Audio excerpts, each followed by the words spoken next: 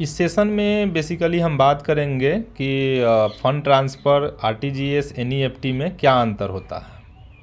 ये सब हमको कब सुनने को मिलता है, कब यूज करने को मिलता है, ठीक है।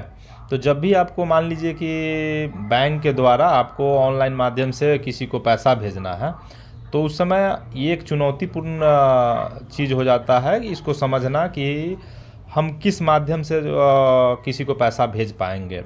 उस समय हम आरटीजीएस करें या एनईएफटी करें या फ़ंड ट्रांसफ़र करें।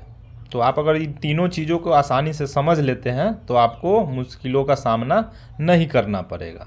तो समझ लीजिए कि फ़ंड ट्रांसफ़र क्या होता है। तो फ़ंड ट्रांसफ़र का मतलब होता है कि विद इन द बैंक, यानी कि सेम बैंक, जैसे मान लीजिए कि स्टेट बैंक है, आपको स्टेट बैंक के किसी भी ब्रांच में पैसा भेजना है, तो उस स्थिति में आप क्या कीजिएगा, फ़ंड ट्रांसफ़र कीजिएगा। जो फॉर्म मिलेगा वो फ़ंड ट्रांसफ़र वाला फॉर्म आप भरिएगा, ठीक है। अब रह गई बात कि आरटीजीएस और एनईएफटी में क्या अंतर है। तो आरटीजीएस और एनईएफटी ये भी ऑनलाइन मोड में पैसा किसी को भेजने का एक टर्म है, एक सिस्टम है।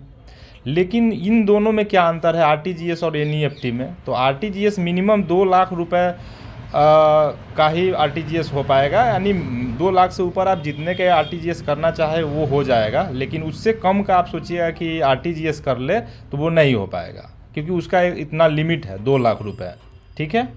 रही बात कि अगर आपको 2 लाख से कम वैल्यू का करना है, तो उस स्थिति में आप कौन सा विकल्प चुनिएगा, एनईएफटी चुनिएगा, ठीक है।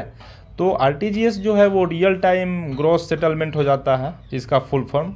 और एनईएफटी जो है कि नेशनल इलेक्ट्रॉनिक फ़ंड ट्रांसफ़र, इसका फुल फॉर्म हो जाता है। ये दोनों जो है ऑनलाइन मोड में किसी को पैसा ट्रांसफ़र करने का ये बैंकिंग फैसिलिटी है, ठीक है। तो बेसिकली आप ये ध्यान रखेंगे, एनईएफटी और आरटीजीएस में तो आपको कन्फ्यूजन नहीं होगा। इसमें तो सिर्फ अमाउंट वाला एक कंडीशन है कि 2 लाख होगा तो आरटीजीएस और उससे कम है तो एनईएफटी।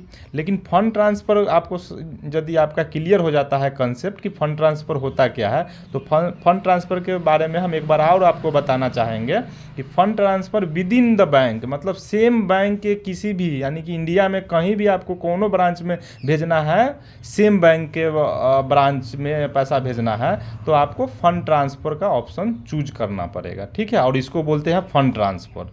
आप अब कंफ्यूज नहीं होइएगा कि फ़ंड ट्रांसफ़र करे कि एनईएफटी करे कि आरटीजीएस करे, ठीक है। अब आपको शायद क्लियर हो गया होगा कि फ़ंड ट्रांसफ़र क्या है, एनईएफटी क्या है, आरटीजीएस क्या है।